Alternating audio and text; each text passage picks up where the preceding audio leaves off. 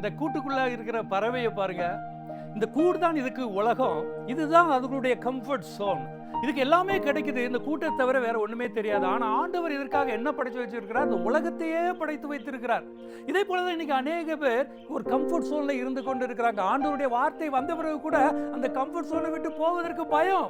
ஆனால் ஆபிரகாமை பாருங்க, தன்னுடைய தேசம், தன்னுடைய இனம், தன்னுடைய தகப்பன் வீடு எல்லாவற்றையும் விட்டு கர்த்தருடைய வார்த்தை வந்தவுடன் அதை மாத்திரம் பிடித்து கொண்டு அந்த வனாந்திரத்தின் வழியாக போறான். எங்க போறான்னு தெரியாது, ஆனா கர்த்தருடைய வார்த்தையை பிடித்து கொண்டான். பாருங்க, அதுக்கு அடுத்த அதிகாரத்திலே அவனை ஒரு செல்வ சீமானாக கர்த்தர் உருவாக்குகிறார். இன்னைக்கு கூட உங்களுக்கும் கர்த்தருடைய வார்த்தை கிடைத்த பிறகு கூட இந்த இடத்தை விட்டு போனா நான் கீழே விழுந்து விடுவேனோ, இந்த வேலையை இந்த வியாபாரத்தை விட்டு போனா நான் கீழே விழுந்து விடுவேனோ என்று நீங்க பயந்து கொண்டிருக்கிறீங்களா? பயப்படாதீங்க. கர்த்தருடைய வார்த்தையை பிடித்துக் கொண்டு உங்களுடைய கம்ஃபர்ட் சோனை விட்டு நீங்க ஸ்டெப் எடுத்து வைங்க.